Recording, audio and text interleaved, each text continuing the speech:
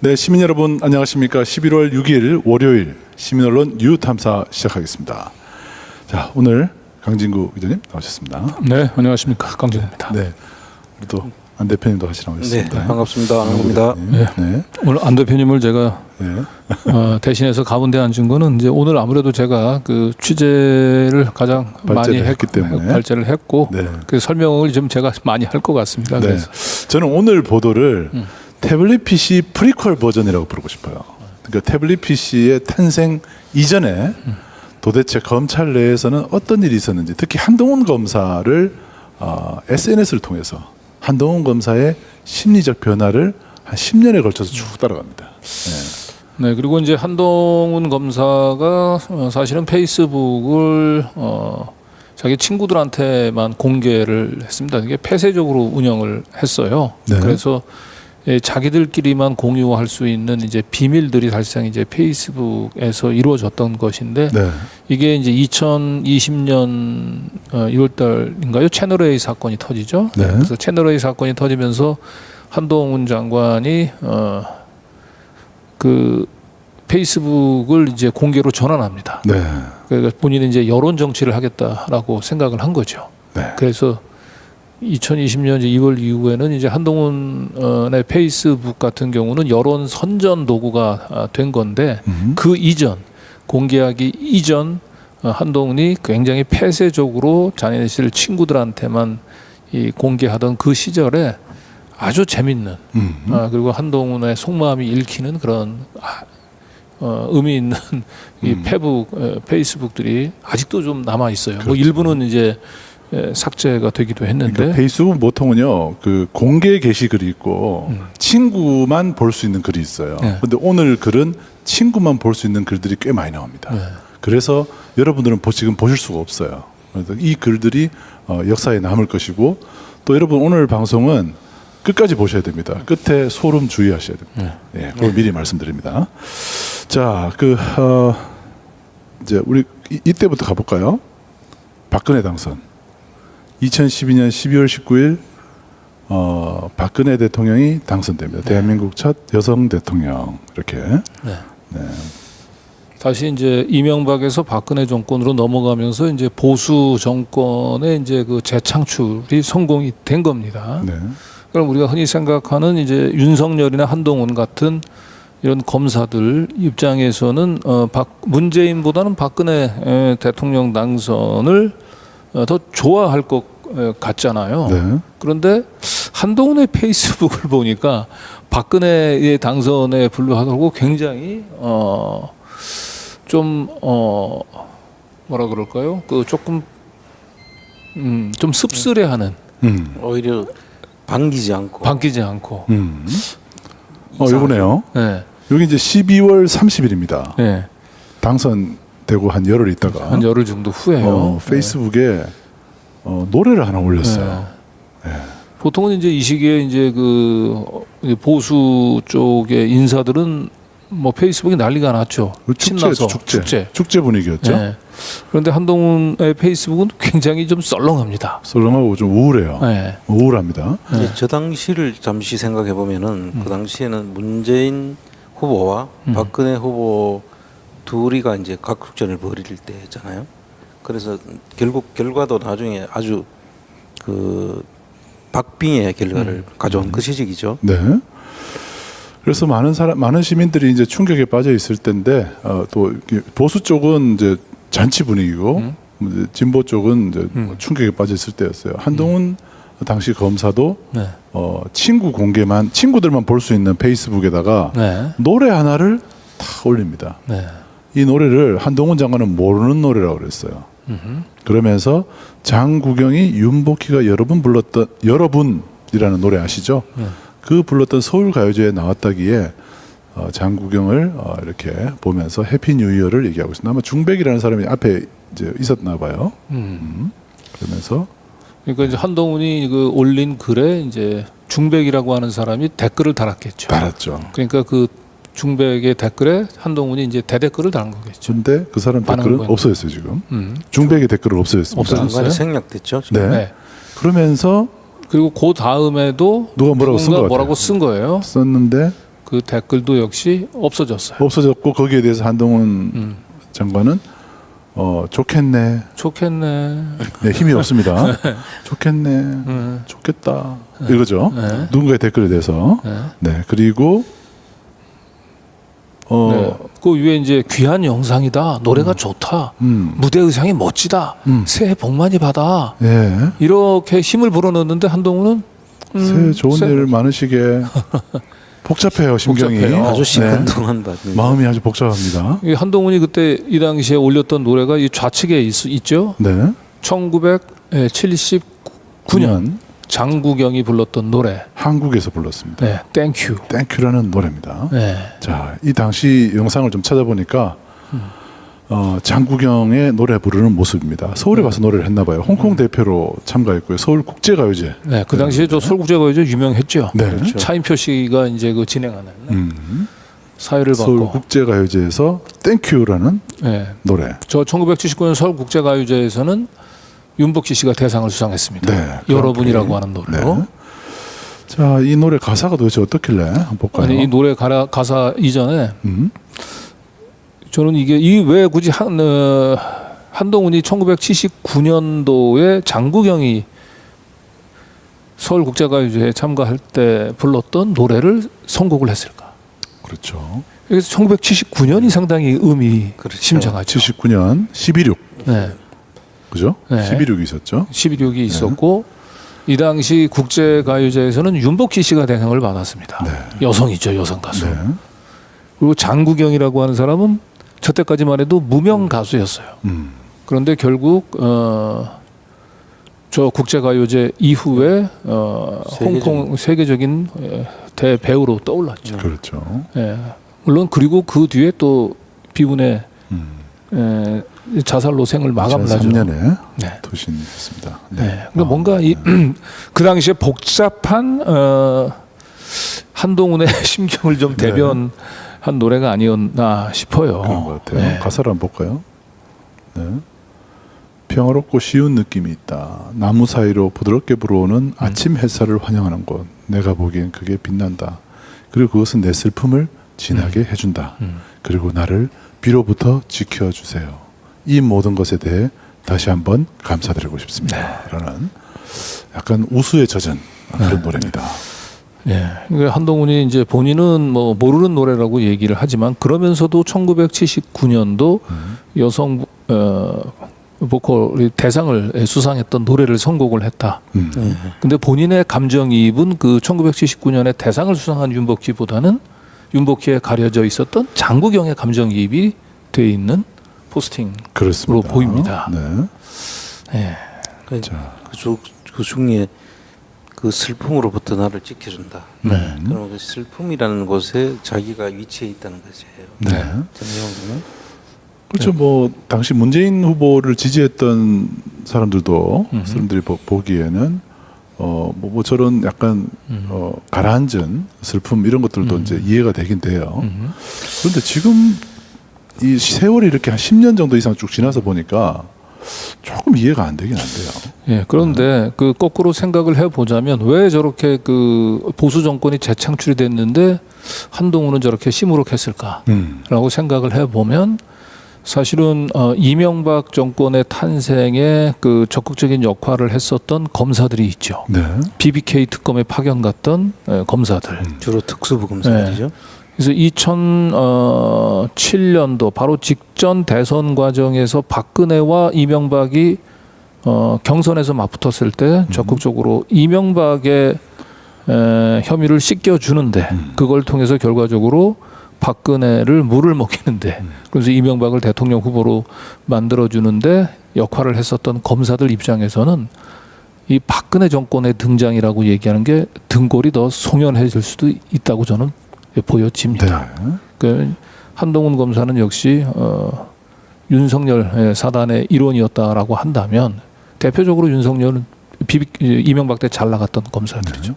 한동훈도 역시 마찬가지로 이명박 때 잘 나갔던. 그러니까 박근혜 대통령을 반기지 않았던 사람들은 문재인 지지자뿐만 아니라 이명박 쪽 사람들도 안 좋았던 거예요. 네. 실제로 그 당시에 박근혜하고 이명박은 아주 상극이었죠. 상극이죠. 내부에 같은 사람이라고 하기 어려울 정도로 서로. 네. 그래서 그렇게 보면 이제 2013년도에 윤석열이 이제 나는 사람에 충성하지 않는다라고 하면서 박근혜 정권의 탄생이 어떻게 보면 정권의 도덕성하고 직결되어 있는 댓글 부대 수사에 막 윤석열이 어마어마한 메스를 들이댔지 않습니까? 그것도 검사로서의 정의감보다는 뭔가 이명박 정권에서 잘 나갔던 검사 입장에서 뭔가 박근혜 정권에 대한 반감, 또 박근혜 정권 출범하자마자 박근혜 정권에 이제 비를 붙은 검사들에 대한 네.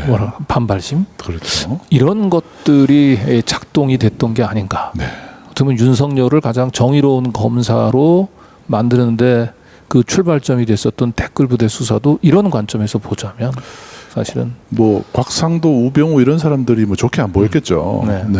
뭐 저 당시로 봤을 때는 친 박근혜 쪽 검사들이 득세하는 것에 대해서 굉장히 속이 쓰린 상황으로 그리고 보여집니다. 거꾸로 보자면 문재인 정부가 출범하면 문재인 정부는 검찰을 장악할 수 없으니까 문재인 정부 정도는 우리 검찰 내부에서 우리의 기득권들을 유지하는데 더 만만해 보였을 수 있을 것 같아요. 그렇죠. 문재인 정부. 네. 그런데 이 박근혜 정권이 출범을 하면서 아이고 우리 죽었구나. 앞으로 우리 앞날은 좀 어둡겠구나. 네. 그런 것들을 뭔가 예감을 했던 게 아닌가. 예. 그런 것 같습니다. 그런 본인의 복합한 심정을 1979년 윤복희에 가려져 있던 장국영의 감정이입을 하면서 그 노래를 모른다고 하잖아요. 모르는 노래인데 왜 굳이 그 노래를 선곡을 했겠나. 자, 감정이입을 한 겁니다. 장국영에게. 자, 그 다음에 2013년 5월 박근혜 정부 출범 3개월 후에 한동훈 페이스북에 이런 글이 올라옵니다. 아, 내가 2004년 뉴욕에서 이럴 때도 있었는데 이러면서 자, 이렇게 보고 있는 모습이죠. 2013년 5월 그러니까 박근혜 정권 출범 한 3개월 후네요, 그죠? 네. 예.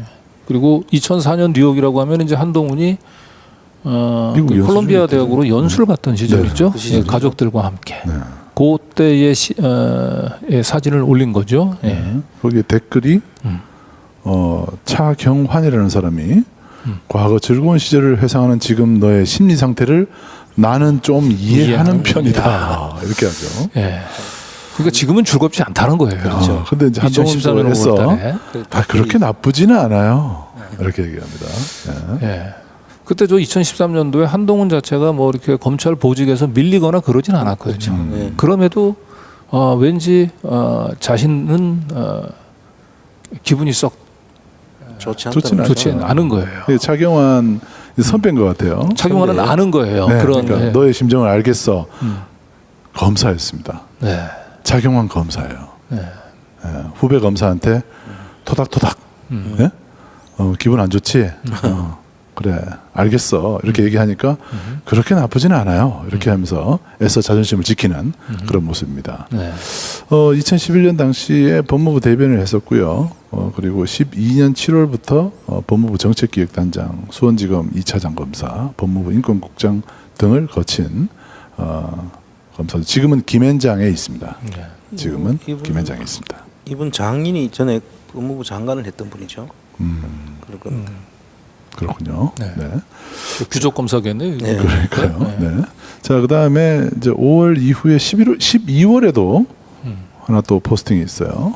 네. 네. 그럼 박근혜 정부 출범 10개월 후인데요. 네. 여전히 한동훈의 우울증이 가시지 않은 것 같아요. 네.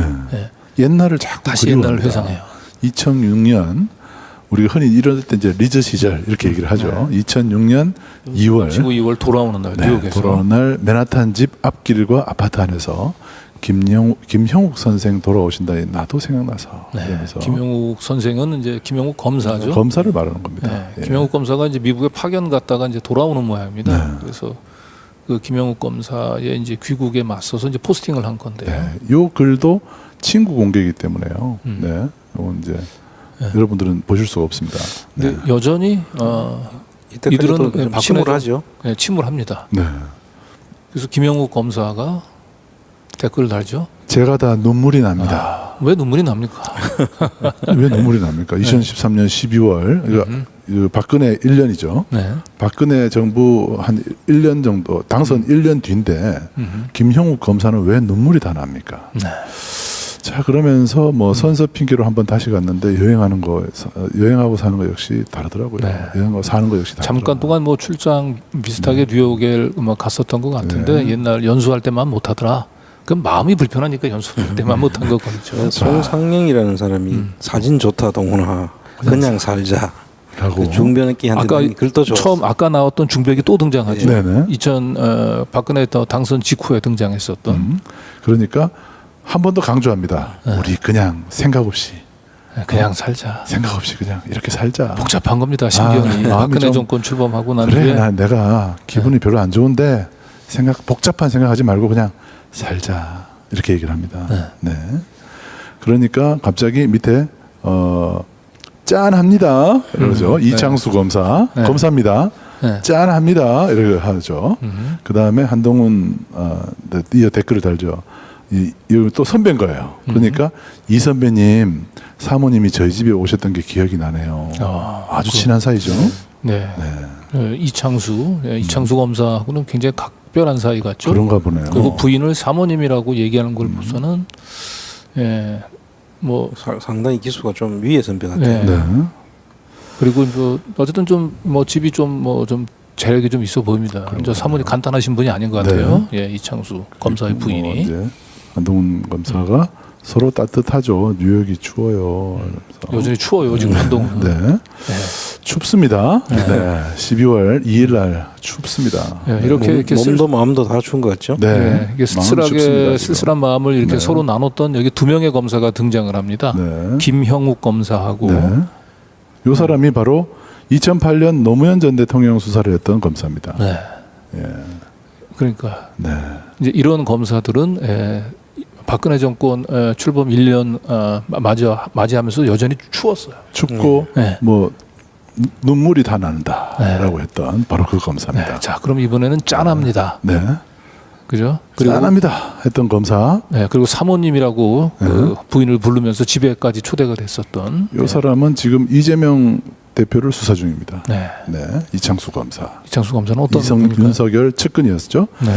2020년 9월 당시 대검찰청 대변인을 하면서 윤석열 최측근이었습니다. 징계 파동 때 대변인을 했었죠. 그리고 2022년 7월에 수원지검 성남지청장을 하면서 그러니까 윤석열이 이제 정권을 잡고 난 뒤에 이제 곧바로 이재명 관련 수사를 성남지청장이 되면서 성남 FC 사건, 그다음에 김행영 법카 사건 등 이재명 모든 관련 수사들을 다 도맡아서 처리를 했었죠. 현 정권의 잘 나가는 검사들입니다. 바로 저런 이창수 검사가 2013년도에 쓸쓸한 한동훈의 마음을 쓸어주면서 짠합니다. 그리고 한동훈은 이 선배님 사모님이 저희 집에 오셨던 게 기억나네요. 이렇게 2013년도에 쓸쓸하게 서로 마음을 어루만졌던 검사들이 지금은 윤석열 정권 출범하고 난 뒤에 잘 나갑니다. 잘 나갑니다. 자, 그 다음에 또 페이스북에 또 10월인데요. 이건 이제 12월 글이었는데 2달 전에 이런 글도 올렸네요. 이때만 여전히 뭐 쓸쓸하긴 하지만 마음을 잡지 못한 한동훈이지만 검찰주의자 했어요. 여기 뭐냐면 이코노미스트에 이런 기사가 나왔어요. 기사를 인용을 한 거죠. More than 95% of conviction in America are reached through plea bargains. 그래서 미국의 유죄 판결의 95% 이상이 플리 바게닝을 통해서 이루어진다는 거예요. 이게 장시호의 아이스크림이 갑자기 생각나. 연상이 되죠. 플리 바게닝.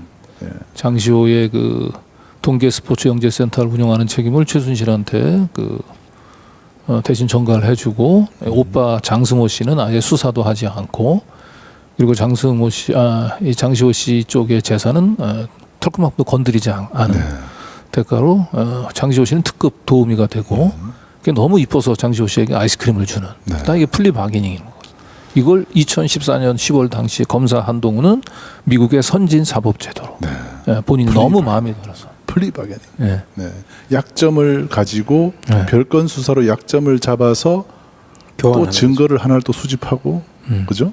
이렇게 계속 수사를 하는 그런 아주 좋은 선진 제도다 이렇게 칭찬을 하고 있습니다. 네. 자, 2016년 10월 22일입니다. 자, 2016년 10월 22일 여러분 어떤 날입니까? 바로 태블릿 PC 보도 이틀 전입니다. 네. 그리고 JTBC가 태블릿 PC를 회사로 가져왔던 날 이틀 뒤입니다. 이미 이제 이 당시에는 이제 뭐 최순실이 뭐 박근혜의 연설문을 이제 대신 뭐 수정 했다는 등 해서 사실상 박근혜 정권의 비선 실세로서 최순실의 존재가 언론에 이제 막 이제 경쟁적으로 보도가 되던 그런 시기입니다. 사진이 보니까요 좀 희망적이지 않나요? 네, 저게 이제 아들을 이제 한강변에 데리고 나가서 이제 석양역에서 이제 찍은 사진인데, 그러니까요. 아까 2013년도에 찍었던 장구경의 노래를 포스팅하던 시절과는 전혀 다른 분위기가 느껴지죠. 느낌이 뭔가 빛을 바라보는 아이의 역동적으로 모습, 그죠? 그리고 공을 던지려는 마치 아이가 이렇게 뭐 야구 글러브를 끼고 공을 던지려는 듯한 그런 모습이에요. 그 밑에 이제 그 댓글도 그런 메시지를 그렇죠. 하고 있죠. 조금 더 고진감, 고통 속에 희망이 옵니다. 조금 더 견디고 버티시길 바랍니다. 네. 그러니까 한동훈을 이제 아는 가까운 지인들은 다 아는 거예요. 네. 이제 터널의 끝이 보입니다. 조금만 기다리세요라고 얘기를 하고 있죠. 네. 한동훈 장관, 당시에 한동훈 검사죠. 네. 자, 그리고 자, 또 새로운 검사 한 명이 또 나오네요. 네. 권순정 검사가 나오는데 이게 이제 언제냐면은 13년 10월입니다.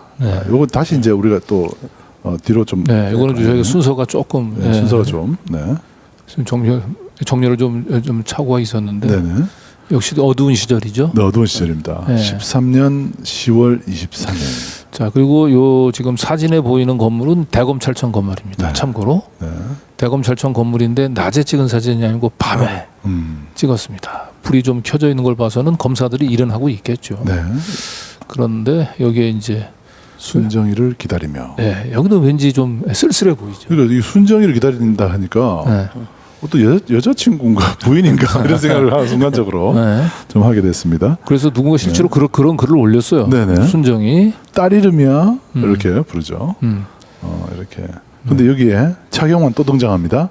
I know what you did last night. 난 지난밤 네가 뭘 한지를 알고 검사들은 있어. 저렇게 바로 저런 사진만 우리는 안단 말이죠. 뭔지 그리고 저 건물에 불이 켜져 있던 게 무슨 의미인지를 안단 말이에요. 근데 밑에 이택상이라 하시는 분은 잘 모르는 거예요.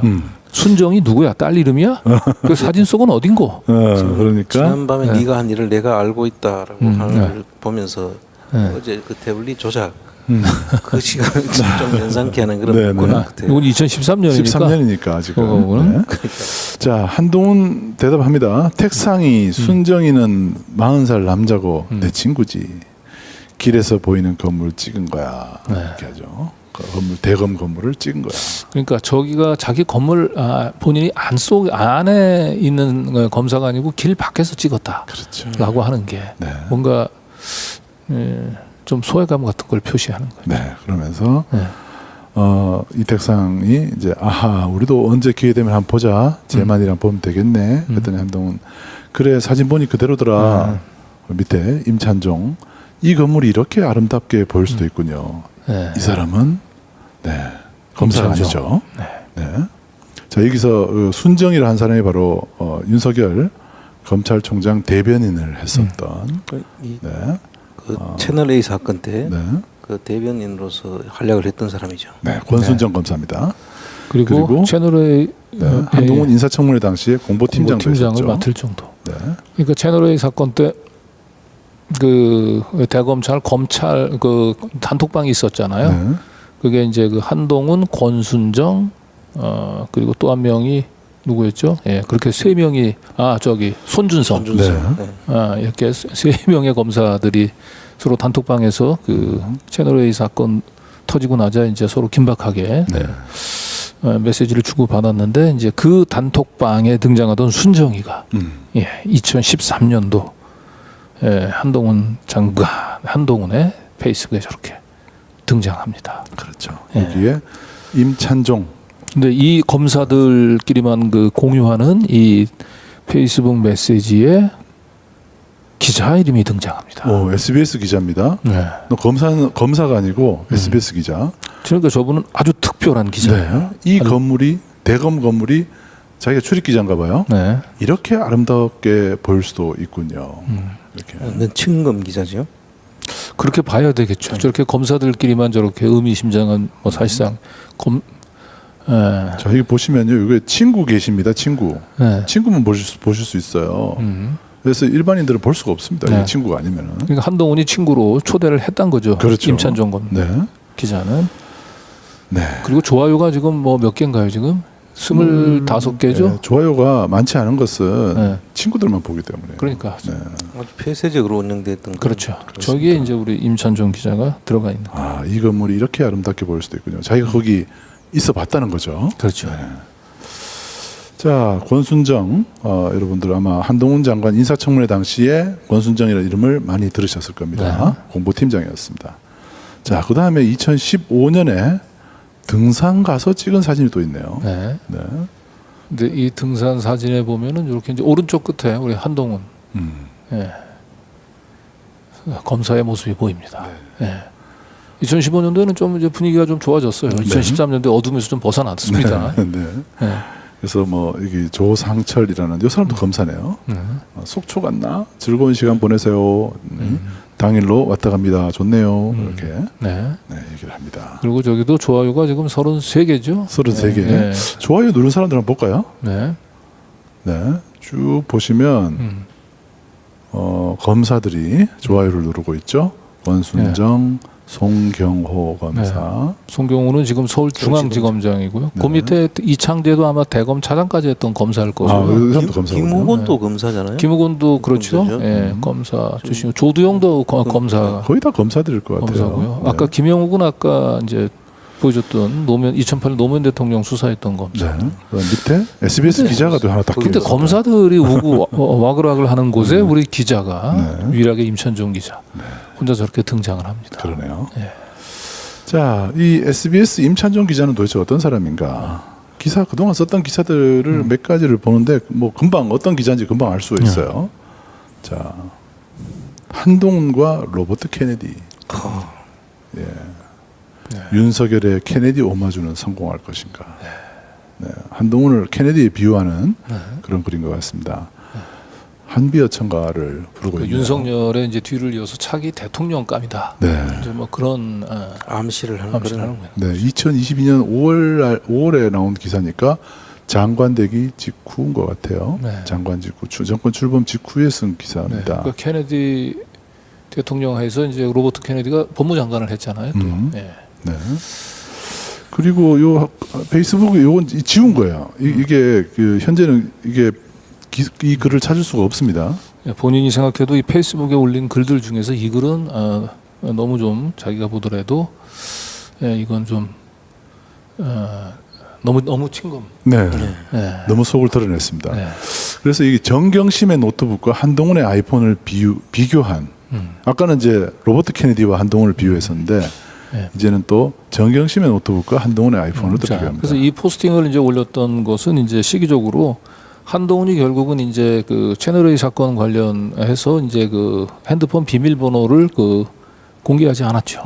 그래서 결국 그것 때문에 그 비번 풀지 못하고 핸드폰을 이제 그 포렌식을 하질 못해서 결국 무혐의 결정이 납니다. 네. 그래서 이것 때문에 한동훈이 욕을 많이 먹어요. 그러니까 이때 이제 임찬종 기자가 나타나서 정경심 교수 PC를 얘기를 하면서 정경심 교수가 사실은 동양대에 있는 그 PC만 압수가 됐지 평소 자기가 가지고 다니면서 자주 쓰는 PC는 압수를 하지 못했다. 만약에 그걸 압수했다고 얘기한다면 표창장뿐만 아니고 주가 조작 범죄까지도 유죄 판결을 받을 수 있었는데 그렇게 하지 않았다 이거예요. 네? 그렇게 하지 않았던 그 검사가 바로 누구냐? 무리한 수사를 하지 않았던 검사가 바로 한동훈이다. 네. 그래서 아니 본인이 그 원하지 않고 본인이 스스로 비밀번호를 해제하지 않았다고 그걸 억지로 수사를 했어야 맞느냐? 여기서 수사를 중단하고 한동훈에 대해서 무죄를 선고한 부분들을 굳이 비판하자면은 정경심 PC에 대해서도 계속해서 무리하게 그걸 뭐 수사를 좀 진행해서 주가 조작 혐의에 대해서도 유죄를 선고했어야 된다.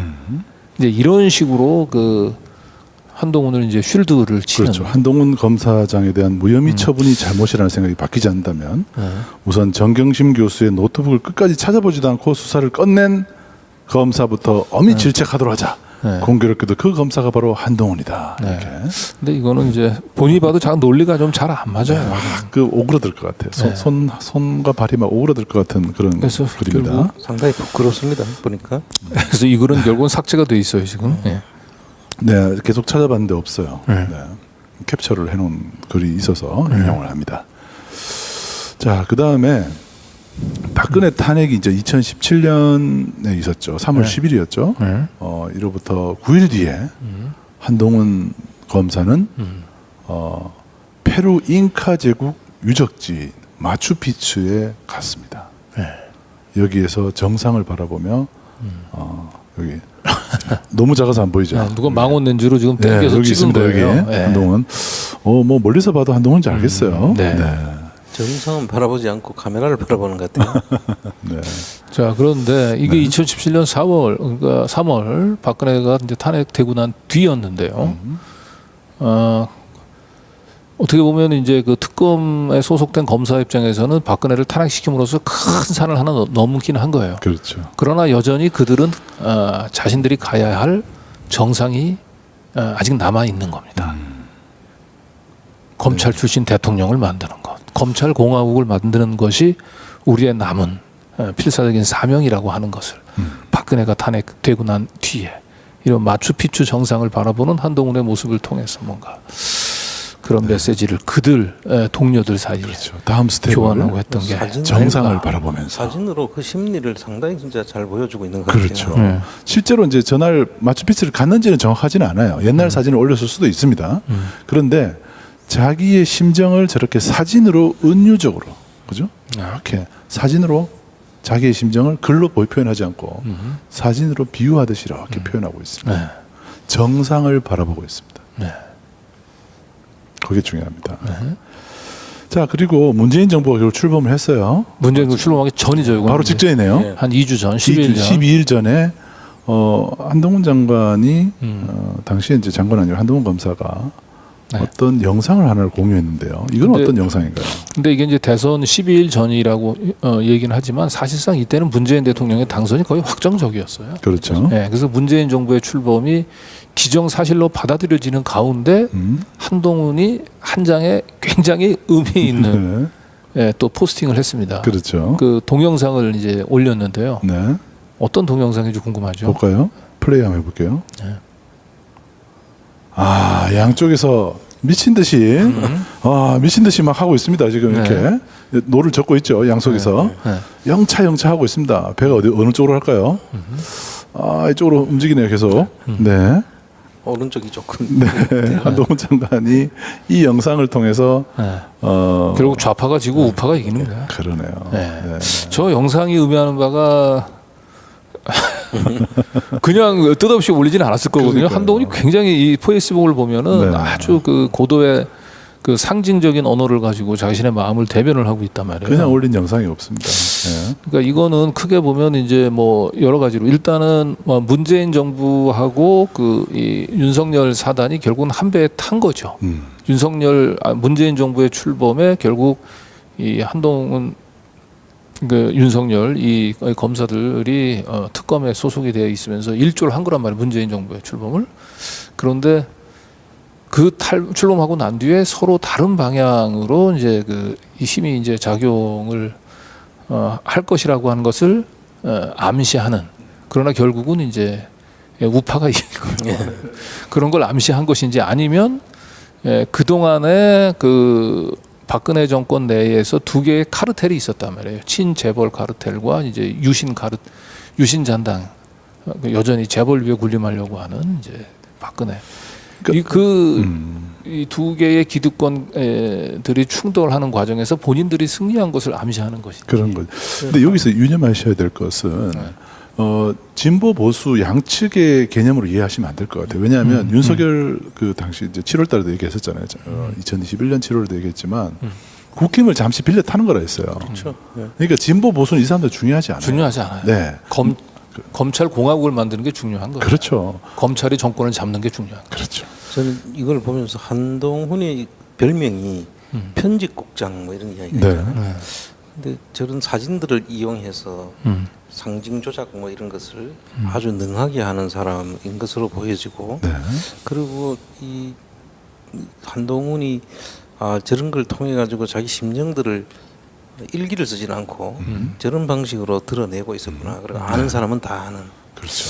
어쨌든 이 영상을 통해서 그 보면 이제 서로 상대 반대 방향으로 이제 노를 젓는 팀들 간의 경쟁이잖아요. 그러니까 이것은 보면 이제 뭔가 미래를 암시할 수도 있고 지금까지 여기까지 오기까지 과정을 암시할 수도 있단 말이에요. 근데 서로 다른 두 개의 세력들이 결국은 이 경쟁을 벌인 거죠. 경쟁을 벌여왔던 과정을 설명을 하든지 아니면 앞으로 경쟁을 할 것을 암시하는 건지. 이건 아마 한동훈 세력들은 한동훈 사단들은 이걸 보면서 이게 무슨 뜻인지를 알 거예요. 우리는 뭐 정확하게 그 뜻을 가늠해 보기는 좀 어려운데. 그렇죠. 어쨌든 문재인 정부 출범하기 약 한 2주일 전쯤에 굉장히 이상 야릇한 영상을 하나 올립니다. 한동훈이. 자, 이제 2011년도로 좀 더 거슬러 가보죠. 이제 이것은 이제 아까는 지금까지는 이제 한동훈이 박근혜 정권 출범하고 난 직후에 이제 그 우울했던 약간은 의기소침했던 그런 모습들을 보여줬다고 한다면 이것은 이제 이명박 정권 때 이제 그 잘 나가던 한동훈의 어떻게 보면 검사로서의 리즈 시절을 보여주는 사진들이 사진들을 페이북 포스팅들을 소개 좀 하려고 하는데요. 그렇죠. 박근혜 정부 들어서는 좀 우울한 듯한 느낌. 그런데 2011년 MB 정부로 넘어가면 아주 행복했던 시절이 나옵니다. 그리고 뭔가 이 한동훈이 뭔가 고양이를 통해서 검사로서의 그 자신의 모습을 좀 투영하려고 했던 게 아닌가. 그러네요. 고양이가? 여기 보니까 2018년도의 모습이네요. 문재인 정부 시절에. 근데 이제 좌측에 보면 이제 2011년 11년과 18년 사진입니다. 2011년 5월 24일은 어쨌든 청와대 근무 당시인 것 같죠. 점심 먹으러 가면서 고향에 있네요. 청와대를 바라보면서 우측편에 있는 그 갤러리가 있는 그런 그 마을 땅이 도로보다 밑으로 꺼져 있는 그 지점 같아요. 지나가면서 이렇게 바로 지붕이 보이는군요. 그래서 저렇게 찍을 수 있어요. 어디 올라가서 저렇게 찍었나 했습니다. 그건 아니군요. 점심 먹으러 가서 본 지붕이 고양이 삼청동 갤러리현. 저 때는 상당히 밝죠 사진이. 그렇습니다. 그리고 오른쪽은 이제 2018년 11월 달에 뭔가 그 고양이를 또 하고 같이 찍은 사진. 둘이 닮았죠. 그런가요? 눈빛이 심상치 않게 음습하잖아요. 먹이를 노리는 그 고양이의 표정 같이. 그러네요. 아주 표정이 아주 고양이가 보통 보면 이렇게 눈을 크게 뜨고 이렇게 보고 있는데 요 고양이는 약간 잠이 오는 듯하면서도 째려보는 듯한 아주 표정이 묘합니다. 자, 그 두 사진 찍었을 당시에 이제 한동훈의 이제 이력을 보면은요, 저 좌측 찍었던 게 2011년 5월 달이잖아요. 대통령 민정수석실에 이제 선임 행정관으로 승진하고 난 뒤에 찍은 사진이죠. 그리고 오른쪽에 이제 국장급으로 불리는 사람. 오른쪽에 큰 고양이 있는 이 사진은 서울중앙지검 제3차장일 때. 3차장 검사. 그때 말릴 때입니다. 그때 특수부를 담당하는. 특수부를 이제 총괄하는 차장 검사. 자, 그다음에 요거는 이제 민정수석실 근무를 마치고 떠나는 사진 같아요. 2011년 9월 1일. 자세히 보면 실루엣으로 자세히 보면 광화문이 보입니다. 신호등 뒤로 광화문이 보이고 이게 해태동상이 보이고요. 좌회전하면 이제 경복궁역으로 가는 방향이겠죠. 그렇죠. 그렇게 해서 이제 효장동 저쪽 길로 해서 청와대 들어가는 청와대 그 네. 업무동으로 가기 들어가죠. 전이죠. 예. 네. 제가 청와대 출입할 때는 저희는 저기서 이제 오른쪽으로 해가지고 춘추관 있는 곳으로 네. 오른쪽, 기자들은 오른쪽으로 가고. 쪽으로 해서 들어가는 데가 지금. 예. 그래서 이제 자, 댓글을 볼게요. 이제 새벽 출근 안 해도 되냐? 라고 물어보니까 친구 같아요. 그랬더니 그렇지. 이제 청와대 근무가 끝나고 이제 네. 부럽군요. 그러면서 쭉 내려가면 며칠 전 새벽 이 그림 볼 날이 또 있을까요? 언제쯤 찍은 건지를 이제 며칠 전 새벽에 찍었다 이런 얘기예요. 네, 며칠 네. 전 새벽 사진이고 새벽 이 그림 사진. 볼 날이 또 있을까? 네, 청와대에 또 들어갈 수 있을까? 네. 이렇게 지금 얘기를 하는 거죠. 네. 그러면서 정인섭 씨가 이제 한 국장님이라고 얘기하는 건 이제 선임행정관을 국장이라고 불러요. 자꾸 약 올리면 언젠가 한 국장님 또 들어옵니다. 청와대 또 들어온다. 아마 그런 얘기예요. 정인섭은 그 당시에 청와대 근무하는 직원인 것 같습니다. 근무하는 직원이었을까요? 그렇게 지금 보면 또 들어옵니다 하는 게 들어온다는 얘기는 자기가 안에 있기 때문에. 네. 저분은 제가 알기로는 모 재벌 기업에 소속돼 있는 분으로 아는데 좀 더 팔년대 적은 있을 그 수도 당시에는 있죠. 그래 있었을 수도 있어요. 네. 자, 일주일 전쯤 5시 정도였습니다. 라고 새벽에 출근하는 때 사진을 찍은 것 같아요. 네. 새벽 사진의 적색 신호. 네. 본인은 더 청와대에서 근무하고 싶은데 이제 파란 불이 이제 빨간 불로 가서 더 이상 가고 싶어도 갈 수 없다. 이제 그런 것을 이제 암시하는. 그러네요. 건데. 이 적색 신호에 담긴 암시도 메타포도 있습니다. 네. 그러니까 저 청와대에 가고 싶은 마음이 좀 담겨 있는 거죠. 저기. 그렇죠. 저기서 잘 풀려났다 이런 느낌보다는. 네. 자, 이제 윤석열 잠깐 볼까요? 네. MB 정부 시절 윤석열 검사의 검찰 내 이력을 한번 보겠습니다. 이때 이 뉴스에 이렇게 나왔네요. MB 정부는 쿨했다. 그리고 오히려 정치 검찰의 전성기였다. 그런 얘기. 그때 워딩이 정확하게는 MB 정부 때가 제일 쿨했다. 제일 이게 쿨했다. 그렇게 이야기했던 것 같아요. 검사로서 어느 정부 때 일하기가 제일 편했습니까?라고 얘기를 하니까 망설임 없이 MB 정부. MB 정부를 꼽았죠. MB 때 좋았지. 네, 이렇게 얘기하죠. MB 때 이 사람 뭐 했는지 볼까요? 대전지검 논산지청장, 대구지검 특수부 부장검사, 그리고 2009년 8월에는 대검 범죄정보 2 담당관. 네, 이때부터 이제 윤석열 검사가 이제 날개를 단 거죠. 그렇죠. 대검 중수 고속도로를 탄 1과장. 거죠. 어쨌든. 대검 중수 1과장. 그리고 서울중앙지검 특수 1부장 검사까지 쫙 올라가는 게 보이죠. 네. 그러면서 뭐 수원지검 여주지청장으로 이제 박근혜 정부 들어서서는 여주지청장으로. 여주청장도 뭐 나름대로 괜찮은 곳이긴 네, 해요. 네. 지청장. 이때 이제 또 양평 고속도로가 또 이제 저때 가서 이제 양평 고속도로는 아니고 아니고 공공지구, 공공지구. 공공지구가 있었죠. 그 2012년도 3월달에 그 김건희 씨하고 결혼을 한 걸로. 그렇죠. 그렇죠. 12년 3월. 중앙지검 특수부 1부장 검사 때 결혼을 하고 그 전에 중수 1과장 때 한 것 같아요. 7월이니까. 그렇죠. 네네. 중수일과장 시절에 결혼. 그렇네요. 네네. 대검에 있을 때 결혼했어요. 그런데 이제 수원지검 여주지청장이 지금 이야기하는 양평을 다 관할하는 곳이에요. 그렇죠. 양평 그렇죠. 공공. 여주지만 양평까지 같이 관할하는 네네. 그런 곳입니다. 그렇죠. 아마 이때 그 김성교 의원하고 좀 친분이 있지 않았을까 추측이 됩니다. 근데 전 이제 여주지청장으로 가 있으면서 이제 댓글부대 수사 때문에 파견을 서울중앙지검에 와가지고 이제 박근혜 정권의 이제 그 밉보이게 되는. 도덕성을 이제 끊는 숨통을 끊는 아주 무서운 수사를 진행을 했죠. 네. 자, 이때 한동훈 중앙지검 3차장과 2017년 5월에 서울중앙지검장을 맡았습니다. 네. 자, 그다음에 그리고 여기는 이제 경력에 나와 있지는 않지만 이제 한동훈하고는 윤석열이 2006년도에 이제 대검 5년도 6년도 사이에 이제 대검 연구관을 합니다. 그 당시 한동훈도 역시 대검 연구관으로서 이제 같이 있으면서 이제 현대자동차 비자금 사건을 같이 수사를 하게 되죠. 네.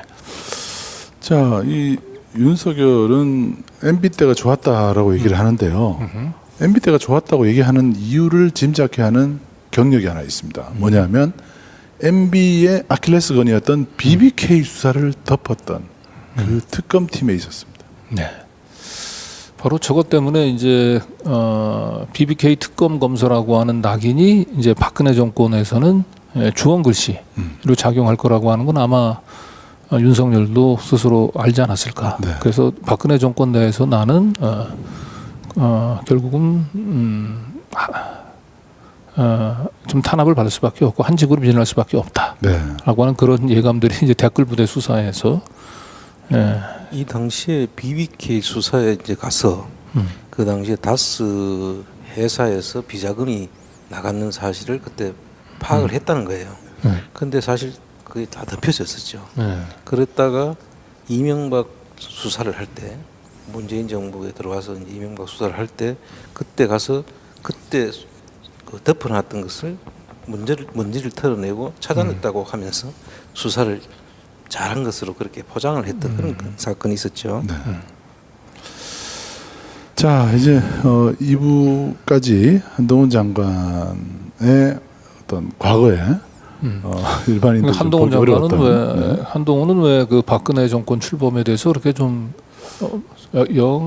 감정이 복잡했던가? 네. 왜 그런 복잡한 심경하에 있었고, 그리고 오히려 MB 정부 때는 청와대도 있고 뭐 이렇게 대체로 페이스북 게시글이 좀 행복해 보여요. 네.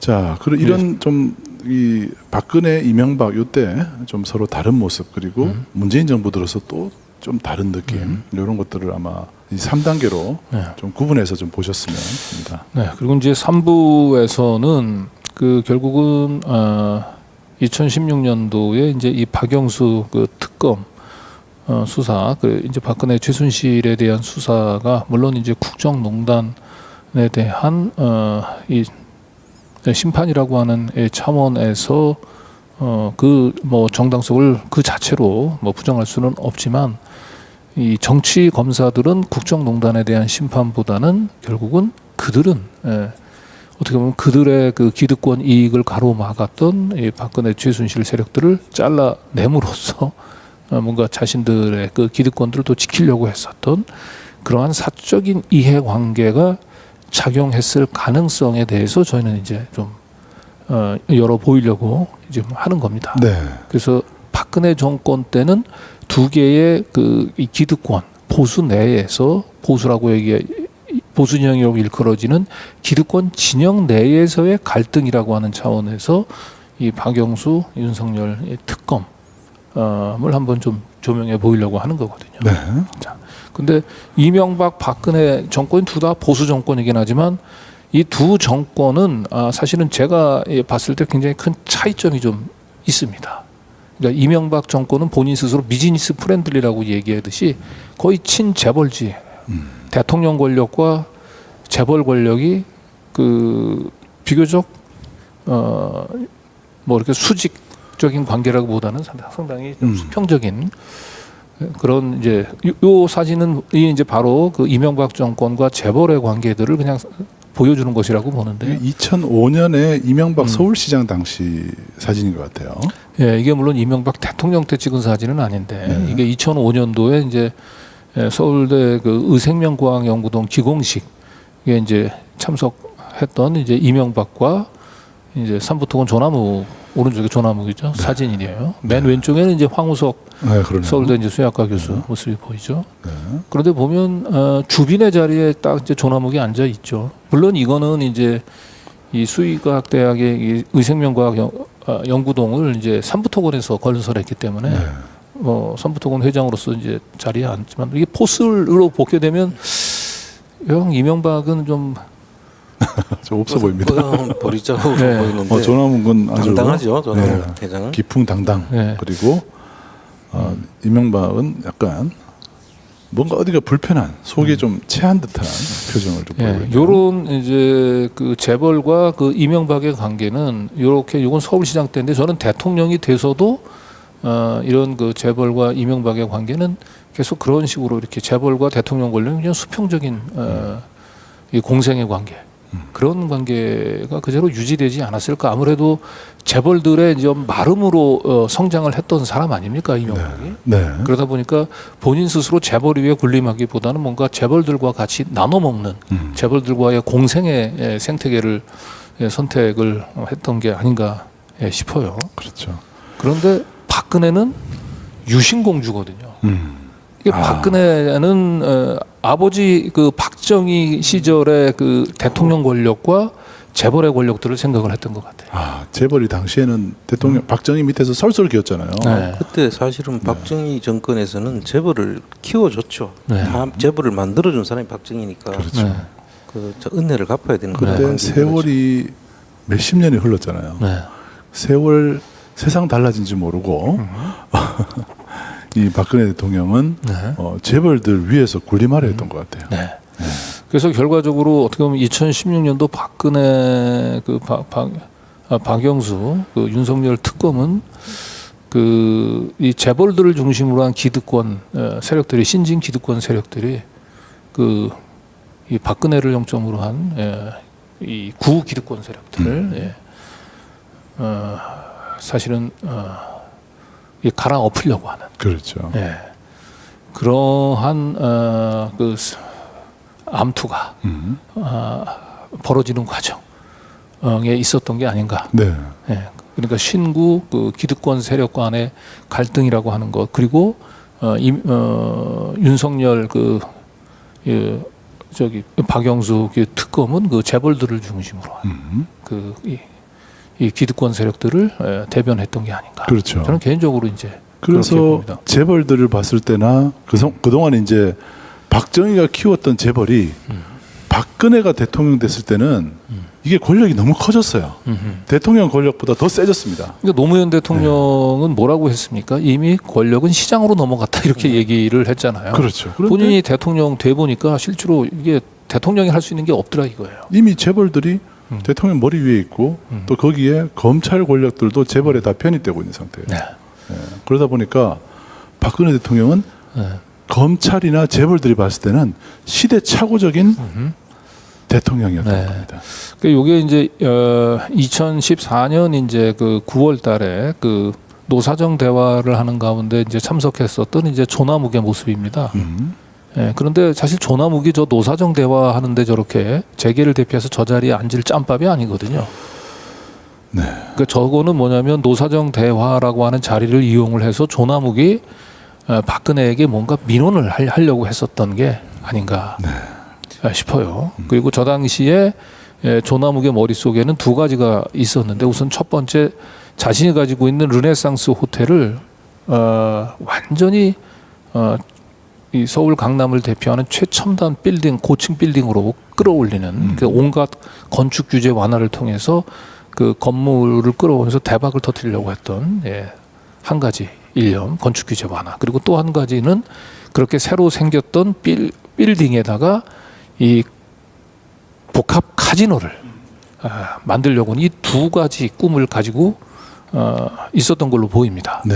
특히 카지노 그 면허는 이 대통령 권력을 통하지 않고는 가능하지 않기 때문에 요 2014년 7월달 이 굳이 노사정 대화에 이 조남욱은 그 재계의 원로란 말이에요. 이분이 나올 자리가 아닌데 여기 나왔던 거는 이명박 때는 거의 재벌의 머슴이나 다름없는 이명박은 쉽게 다룰 수 있었는데 박근혜는 왠지 자꾸 가까이 하기가 어려우니까 이 노사정 대화라고 하는 곳에 눈도장을 그래도 가서 이 자리를 활용을 해서 박근혜한테 뭔가 민원을 해보려고 했던 것 같아요. 그러나 이 조남욱의 꿈은 그 르네상스 호텔을 위해 센터필드 빌딩이라고는 아주 어마어마한 고층짜리 빌딩을 짓는 데는 그까지는 성공을 했는데 카지노를 거기다가 만들려고 하는 꿈은 좌절됐습니다. 그 꿈을 좌절시킨 것에 저희가 볼 때는 최순실이 있었던 것이 아닌가. 하나만 부언하자면은 삼부토건이 건설면허 1호예요 우리나라. 그래서 그때 당시 생각해보면 그 현대건설보다도 앞섰다는 겁니다. 자 여기서 저희가 이제 지난 대선 때 굉장히 사람들에게 충격을 줬던 바로 김건희 7시간 녹취로 기억나시죠?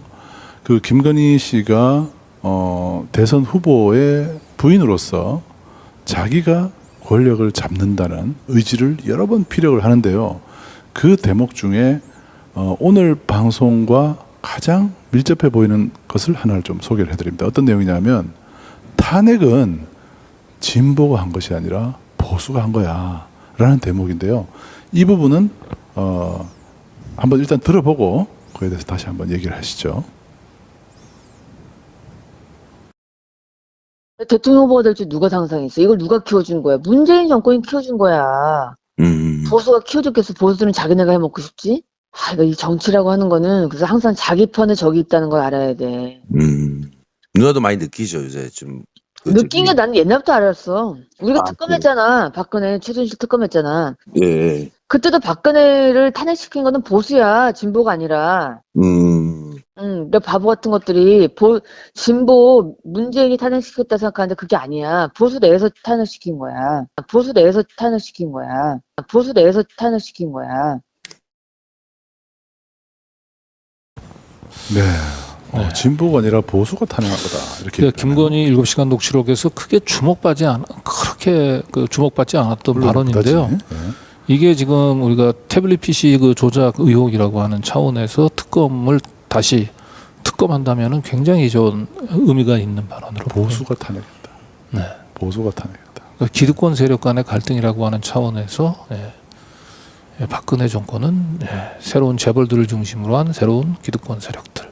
그러니까 JTBC 것이다. 그렇죠? JTBC, 홍정도 그리고 그 당시의 검사들 그리고 여기 김한수 머리 등장하는 장시호 이런 사람들 있죠. 네. 그리고 재벌들 아까 뒤에 보여드리겠습니다만 뭐 삼부토건의 3세들, 뭐 GS그룹, 그다음에 LG그룹, 뭐 이런 뭐 동부그룹 뭐 이런 데까지 이런 사람들은 삼성과 롯데를 제외한 나머지 재벌들.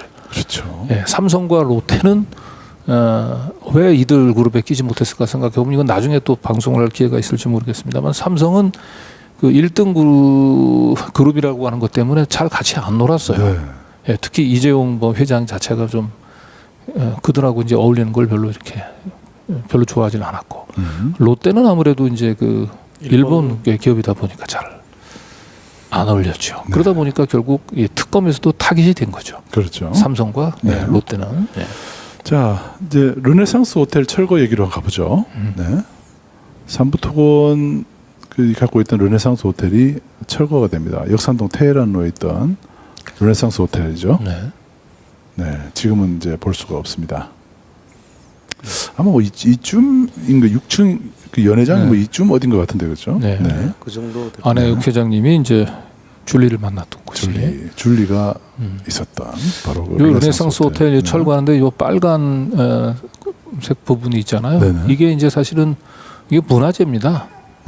이게 이제 근대 건축 문화재인데 김근수 그 건축가가 설계한 곳이거든요. 근데 저걸 그냥 저렇게 무참하게 좀 헐어버린 겁니다. 그러네요. 헐어버리고 지금은 이제 저 자리에 센터필드라는 큰 빌딩이 들어서 있습니다. 네.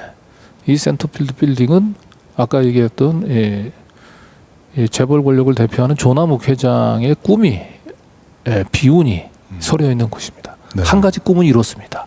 지금처럼 이렇게 르네상스 호텔이 헐른 자리에 이거 거의 아마 시가총액이 한 10조 원 가까이 이상 갈 겁니다. 이 센터 빌딩이 들어섰습니다. 공식적으로 삼부토건은 부도가 나서 센터필드 빌딩은 삼부토건께 아니라고 하지만 제가 취재한 바에 따르면 최소한 50% 이상의 지분을 가지고 있습니다. 조 씨 일가가. 네. 조남욱 회장의 한 가지 꿈. 르네상스 호텔을 허물고 거기에 초고층, 강남의 초고층 빌딩 건설하는 꿈은 이렇습니다. 그렇죠. 자, 여기 르네상스 호텔, 네, 이 센터필드 빌딩으로 개발하는 과정을 한번 쭉 볼까요? 네. 네, 채권은행단. 삼부토건이 부도가 나면서 삼부토건에 가지고 있었던 그 채권이 있죠. 네. 그것을 이제 헐값에 매각을 합니다. 무궁화 신탁에 매각을 하는데 무궁화 신탁은 이제 그 기재부 출신의 이제 모피아 출신들이 장악하고 있는 신탁회사고 이 무궁화 신탁해서 채권은행단의 위임을 받아서 그 채권을 매각을 합니다. 네. 그래서 그 채권을 이제 VSL 코리아라고 하는 곳이 6,900억에 주고 매입을 하죠. 그리고 이 VSL 코리아라고 하는 페이퍼 컴퍼니의 70% 지분을 구담 홀딩스와 구담 파트너스가 가지고 있는데 저게 바로 조씨 일가들이 바로 저쪽 구담 홀딩스와 구담 파트너스를 실적으로 지배하고 있는 걸로 알려져 있습니다. 네. 그리고 VS 코리아의 나머지 23% 지분은 윤관, LG그룹의 맞사이인 BRV가 네.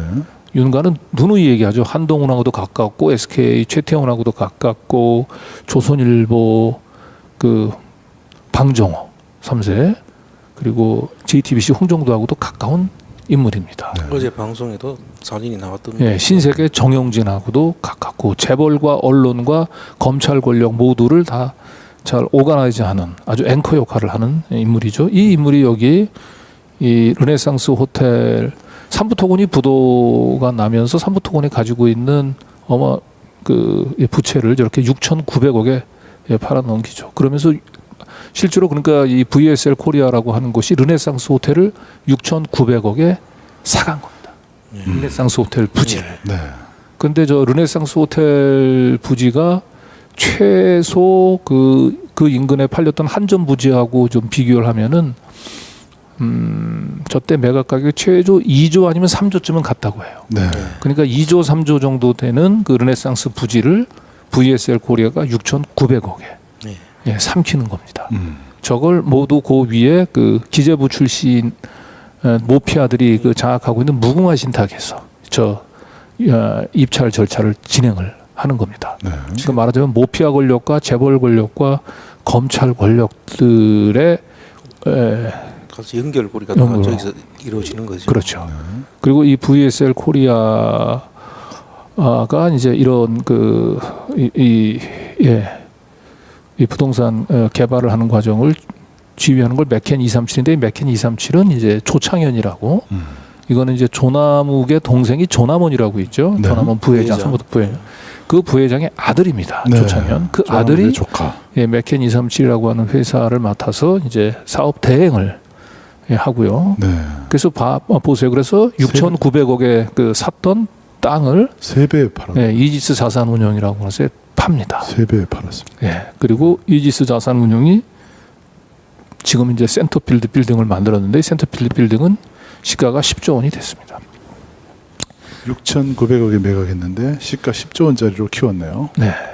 그리고 이 지분을 놓고 보면은 이제 구담홀딩스, 구담파트너스가 70% 지분을 가지고 있고 윤관이 23% 지분을 가지고 있고 이 조창현이라는 사람이 이제 그 중에서 이제 일부 수수료를 떼갔고요. 그다음에 저 무궁화 신탁 모피아 출신들이 장악하고 있는 저 무궁화 신탁도 수수료를 떼갔을 겁니다. 그래서 실제 주인은 구담 홀딩스, 구담 파트너스죠. 구담 홀딩스, 구담 파트너스로 보입니다. 물론 지분들은 조금 내려가긴 했을 거예요. 이지스 자산 운용으로 또 한 단계 또 세탁을 거쳤기 때문에 어쨌든 저런 식으로 그 삼부토건은 공식적으로 부도를 나긴 했습니다만 여전히 더 큰 르네상스 호텔보다도 몇 배나 더 그 가치가 있는 센터필드의 새로운 주인이 돼 있는 걸로 보입니다. 자, 요 삼부토건 조남욱 차장, 조남욱의 차남 조시현이 왼쪽에 있죠. 그리고 조금 전에 말씀하셨던 조창현 이 사람은 조남욱의 동생 조남원의 장남. 둘은 사촌 관계죠. 그런데 이 센터필드 빌딩을 만드는 것까지가 조남욱 이 조씨 일가의 하나의 꿈이었다면 또 하나의 꿈이 있다 그랬잖아요.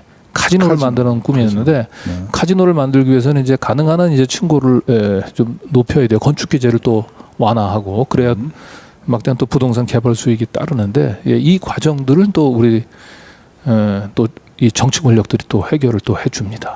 행정 권력하고요. 자 여기서 기재부에 이용걸이라는 사람이 나타납니다. 우리 안홍구 대표님도 이용걸 차관은 아실 텐데 이 이용걸 차관이 조남욱의 사위란 걸 모르셨더라고요. 보니까. 전혀 몰랐어요. 저분이 나중에 국방부 차관도 하고 차관을 여러 군데를 거칩니다.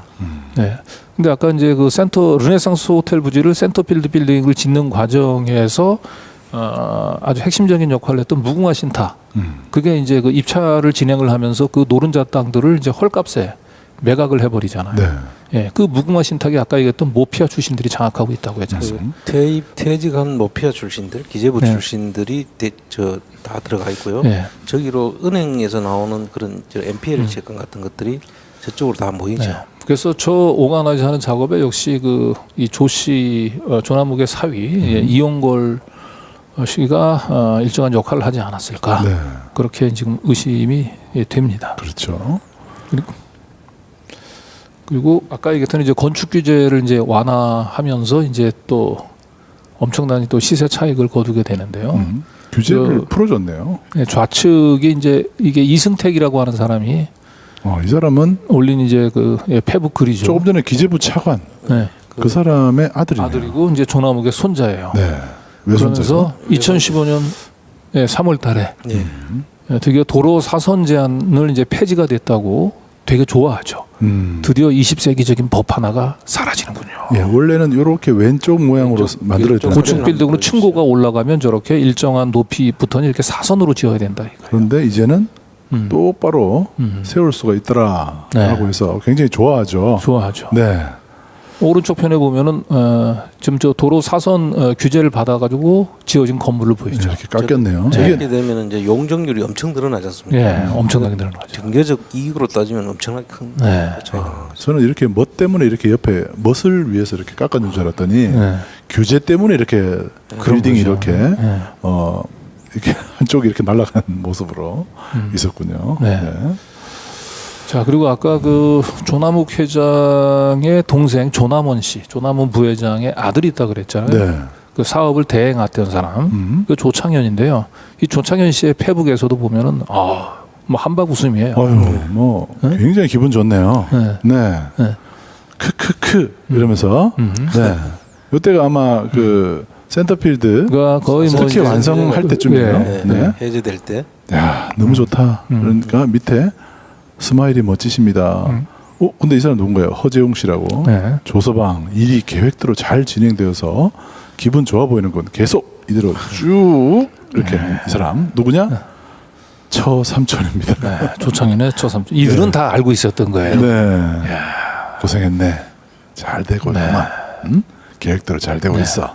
아까 처음에 제가 보여드렸듯이 센터필드 빌딩은 사선으로 안 돼 있고 이렇게 쭉 똑바로 올라갔잖아요. 네. 그렇죠. 그게 그 사선 제한 규제가 이제 폐지가 되면서 그런 특혜를 보게 된 거죠. 이 규제를 풀어주는 역할을 한 사람이 누굴까요? 놀라지 마십시오. 짜잔. 네. 강석호 자유총연맹 총재. 지금 자유총연맹 총재죠. 참 이분이 의원 시절에 이 도로 사선 제한 규제를 폐지해서 아주 재벌들로부터 이쁨 받았던 그 의원입니다. 이 사람 지금 자유총연맹 총재를 하면서 내년 4월 총선에 또 지금 일정한 역할을 지금 자유총연맹이 담당하려고 정치 중립 조항을 그 자유총연맹 그 규약에서 빼버렸어요. 그리고 극우 유튜버들을 또 관리하고 있죠. 아주 이 정권 유지에 혁혁한 공을 세우고 있는 우리 강석호 의원. 뭐 조남욱 회장이 볼 때도 뭐 강석호 의원은 뭐 아주 이쁜 의원이 되겠죠. 업어주고 싶을 겁니다. 자, 이거 이제 보도자료도 하나 볼까요? 네. 아니 보도자료 건물 다시 한번 볼까요? 건물 한번 다시 보죠. 뭐. 이렇게 사선 규제가 폐지가 돼서 그러니까 반듯하게 섰네요. 반듯하게 올라간 거예요. 원래는 옆에 위에 확 깎여야 되는데 주변에 막 깎인 빌딩들을 볼 때는 저 집안은 얼마나 힘이 세길래 저쪽 건너편에 보니까 저 깎여 있어요. 옆머리가 깎았어요. 여기. 근데 위에 끝까지 그냥 쭉 뻗어서 빌딩이 아주 그냥 쌍둥이 빌딩이잖아요. 또. 돈을 얼마나 끌었을까. 위에 빌딩들이 다 군침을 흘리고 쳐다보는 것 같습니다. 돈으로 환산은 엄청날 겁니다. 자, 그리고 이 사선 규제가 이제 폐지된 것과 함께 또 다른 특혜가 있었습니다. 두 번째 특혜죠. 빌딩 만들 때. 이 관광 숙박 시설 즉 호텔 경우는 이제 용적률을 이제 완화하기로 했었는데 이게 이제 원래 르네상스 호텔 계획이 조금 차질이 빚어지면서 이 혜택을 못 볼 뻔했는데 이 특례를 연장시키는 또 법안이 통과가 됩니다. 살뜰합니다. 살뜰해요. 그래가지고 좋습니다. 용적률을 최대 뭐 500%까지 완화시키는 관광 숙박 시설 확충. 용적률 완화. 사정협의인가요? 그 장소에 그 조남욱 회장이 꼭 거기에 가야 될 이유가 있었던 거. 이런 것들을 다 해냈어요. 해냈습니다. 500% 완화돼 있네요. 또 서울시는 좀 다른가 봅니다. 그런데 이때도 역시 조남욱 손자가 또 글을 하나 올렸어요. 또 하나 그런데 중요한 게 아까 얘기했던 대로 조남욱 조씨 일가의 꿈은 이제 센터필드 빌딩을 올린 거예요. 사선 규제를 폐지해서. 또 하나의 꿈은 그 센터필드 빌딩에다가 카지노를 황금알을 낳는 거위 카지노를 유치하는 게 가장 큰 꿈이었죠. 이 계획을 조씨 일가가 가지고 있었던 이 천기 누설을 누가 아냐? 아까 봤었던 이용골의 아들 조남욱 손자가 청기를 누설을 합니다. 기재부 차관의 아들이죠. 페이스북에 네. 썼죠. 네. 외국 기업의 카지노 시장을 첫 개방하는구나. 무조건 외국인이 투자하면 먹튀인가 이러면서 이렇게 자본에는 국경이 없는데 이러면서. 네. 그래서 이제 뭔가 이 조씨 일가가 외국 자본을 좀 끌어들여서 그 강남 한복판에 카지노를 건설하겠다라고 우리도 하는 돈 좀 이제 벌자. 꿈들을 가지고 있었던 거죠. 나도 좀 먹자 이러고 있습니다. 그러면서 이 기사 난 걸 한번 보니까요. 국내 카지노 시장이 외국 기업의 사상 처음 개방됐다 이러면서 기사가 쭉 나왔는데 이게 있네요. 영종도. 네. 그러면서 국내 최대 카지노 업체인 파라다이스 그룹이 2017년까지 2조 원 규모의 영종도 카지노 리조트 사업을 진행 중이며 그랜드 코리아 레저 GKL도 영종도 진출을 모색하고 있다라는 대목을 기억하십시오. 우리 카지노 시장은 저 두 개 업체가 사실 독과점을 여기에 이제 그 조씨 일가가 이제 외국인 자본들을 이제 끌어들여 가지고 끼어들려고 했던 거죠. 파라다이스 그룹과 그랜드 코리아 레저가 양분하고 있는 이 카지노 시장에, 그리고 본인들은 가장 경쟁력이 있는 게 강남 한복판에 어마어마한 땅을 가지고 있잖아요. 센터 빌딩. 거기에 카지노를 유치하면 거의 다 쓰는 거죠. 뭐. 강남 한복판에 카지노로. 자, 그런데 방금 봤던 GKL이라는 이 공기업입니다. 이 공기업 여러분 이 세븐럭이라는 그 강남의 카지노 아시죠? 네, 거기를 운영하는 곳입니다. 저 무역센터 옆에 있는 호텔인데요. 저기가 한국관광공사에서 운영하는 공기업이 운영하는 카지노입니다. 공기업의 자회사죠. 그런데 GKL. 최순실 그 비리를 수사했던 검찰이 제일 먼저 이 압수수색을 했던 곳이 바로 이 GKL. 16년 11월 9일입니다. 10월 24일 태블릿 PC 사태가 터지고 보도가 나오고 난 뒤에 불과 열흘 남짓, 보름 정도 지나서 검찰이 가장 먼저 뛰어간 곳이 어디냐? GKL을 쳐들어갔습니다. 카지노를 쳐들어갔습니다. 여기서 보시면 최순실 게이트를 수사 중인 검찰 특별수사본부는 9일 오전 최씨 소유 WK와 에이전트 계약한 GKL을 압수수색 중이라고 밝혔다. 이 한국관광공사의 자회사인 GKL은 외국인 전용 카지노 세븐럭을 운영하는 공기업이다. 그러니까 태블릿 PC가 나온 더 블루K와 거의 동시에 압수수색이 이루어진 곳이 바로 카지노 기업을 운영하는 공기업 GKL. 저걸 지금 보니까 소유 블루K가 있잖아요. 그 블루K가 최순실 소유로 지금 알려진 회사고 그 에이전트 계약을 했다고 했잖아요. GKL은 카지노이기 때문에 에이전트 계약을 한다는 것은 정켓을 아마 해주는 그런 계약인 것 같아요. 그 정켓을 통해 가지고 아주 돈 많은 카지노 객들을 유치를 해서 운영하면서 돈을 벌 수 있는 그런 계약을 했던 것 같습니다. 지난번에 그때 마카오 카지노 취재했을 때 그때 그 용어가 한번 나왔던 것 같아요. 그렇습니다. 자, 박영수 특검이 GKL 카지노와 관련해서 최순실을 압수수색한 이유는 사유화 여부, 그죠? 공기업도 가지를 했다. 이러면 2017년 1월이네요. GKL 인사도 좌지우지하더라. 최순실이. 그러니까 최순실이 사실상 이제 공기업인 카지노 공기업인 GKL을 사유하려고 했던 게 아니냐. 노린 듯. 특검 박 대통령이 여기에 개입했는지 여부 등을 조사하고 있다. 그 두 번째 줄에 보면 박영수 특별검사팀은 최 씨가 GKL을 사유화하려 한 것은 아닌지 살펴보고 있다. 이렇게 얘기했습니다. 인사 전행을 묵인했는지 등을 살펴보고. 그러니까 뭔지 잘 모르지만 정확한 건 또 취재를 해봐야 되겠지만 박영수, 윤석열 특검이 관통하는 이 최순실 사건에 조씨 일가의 카지노 사업 진출 그리고 최순실 세력의 GKL 사유화. 이게 사실은 지금 충돌하고 있었던 겁니다. 그렇죠. 사실은 이 독과점 형성이 되어 있는 시장에 새로운 그 큰 시장 하나의 기업이 들어오면은 자기들이 가지고 있는 시장이 나누어지잖아요. 그런데 그것 때문에 못 들어오게 막고 있었다고 봐야 되는 거죠. 쉽게 말하면 최순실이 빨대로 꽂고 있던 GKL이 그 조남욱이가 하려고 했던 것을 막고 있었던 거죠. 그러니까 조남욱 입장에서는 없애야 되겠다 하는 생각도 했을 만하죠. 그렇죠. 우리가 있잖아요. 이런 사태가 터지면 선이 악을 물리친다고 많이들 생각합니다. 그런데 오늘 지금 계속 보고 계시지만 사실은 악과 악의 싸움일 수 있습니다. 네. 네. 그래서 지금 제일 먼저 뛰어간 곳이 바로 카지노라는 것. 네. 네. 그리고 네. 이 센터필드 빌딩은 단순한 조씨 일가의 꿈만이 들어가 있는 것이 아니고요. 이 센터필드 빌딩을 만드는데 약간 LG그룹 맞사인 윤관도 관여를 했고, 그 다음에 그 GS 그 그룹 쪽에 있는 재벌 3, 4세들도 상당한 역할을 여기 했습니다. 그렇죠. 자, 그리고 여기에 또 한 가지, 빠뜨릴 수 없는 센터필드 빌딩 하면 또 한 가지 빠질 수 없는 재벌이 있습니다. 네. 자, 우선 이 센터필드 빌딩은 물론 이제 오피스텔이긴 합니다만은 이 쌍둥이 빌딩 중에 거의 한 동을 조선 팰리스가 가지고 있습니다. 한 전체적인 면적이 되면 한 4분의 1 정도를 조선 팰리스. 조선 팰리스는 신세계 산하 호텔입니다. 그렇죠. 네. 한번 보시죠. 이게 보실까요? 야경인데요. 네, 영상을 이렇게. 예. 이거 음성을 우리 틀어주세요, 마이크.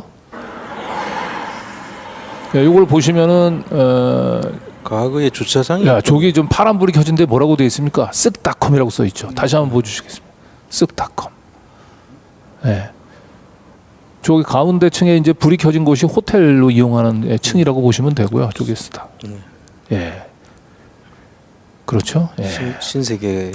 그러니까 역시 센터필드에는 또 신세계 정영진도 이들의 카르텔에 합류하고 있는 거죠. 네. 그리고 이 센터필드 빌딩 맨 꼭대기층, 그 조선 팰리스의 맨 꼭대기층에 정용진의 아방궁이라고 불리는 방이 있습니다. 바로 정용진이 그곳에서 지금 저렇게 여기서 멸공 외치고 있는 거죠. 추신수 흉내를 내면서 저렇게 사진을 찍고 있습니다. 네. 참 아이러니합니다. 네. 참 이게 왜 그렇게 보여준 거죠. 정용진이 지난 대선 과정에서 멸공놀이를 했는지 그렇죠. 우리 이제 좀 이해를 할 수가 좀 있죠. 자, 이제 알았어? 재벌이 맨 위에 있다는 것을 이제 알았냐? 그렇죠. 이 센터필드에는 그러니까 뭐 조선 아니죠, 저 삼성과 롯데를 제외한 모든 재벌들의 꿈이 들어가 있는 곳입니다. 이것을 유신공주 박근혜가 재벌들에게 이제 시장 권력은 재벌에 넘어간 걸 모르고 그러다 보니까 이제 이 어떻게 보면 이 재벌들의 쿠데타에 밀려난 걸로도 볼 수가 있겠죠. 태블릿 PC는 그렇게 해서 나타난 겁니다.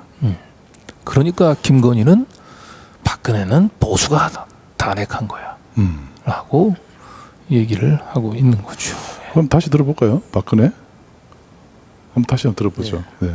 아니, 박근혜 그거 먼저 이들이 가지고 있는 이 그렇죠. 재벌들의 마지막에. 꿈, 이 센터필드 빌딩에 또 하나의 꿈이 있다 그랬잖아요. 카지노. 이 센터필드의 지하에는 이 재벌들의 비운의 꿈이 여전히 그대로 서려 있습니다. 못다 이룬 꿈. 이 카지노 허가만 나면 바로 이 센터필드 이 지하층은 그냥 카지노 사업장으로 변할 수 있습니다. 네. 그래서 지금도 역시 센터필드 우리가 가서 이 지하층을 한번 좀 촬영을 해봤거든요. 네. 카지노 사업장을 연상을 시키면서 보시면 될 것 같습니다.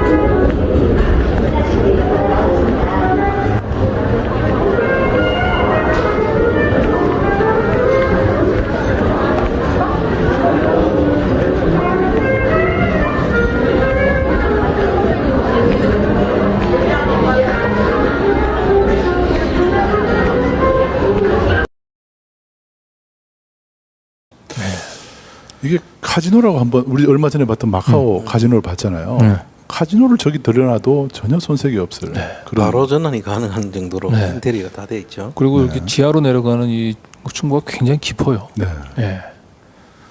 그리고 그 안에 그 매장 면적이 그 굉장히 널찍널찍하고 좀 그렇죠. 그러잖아요. 저기는 외부하고는 완전히 차단되는 그런 느낌 있잖아요. 언제든지 저기는 이제 카지노 그 허가만 나면 저기 지하 그 매장은 그냥 카지노 시설로 전환이 가능한. 그렇죠. 자, 아까 들으셨던 김건희 씨의 그 이 목소리 너무 짧게 지나가서 다시 한번 들어볼까 싶은데요. 탄핵은 보수가 한 거야. 네. 네, 뼈 때리는 말입니다. 다시 한번 들어보시죠.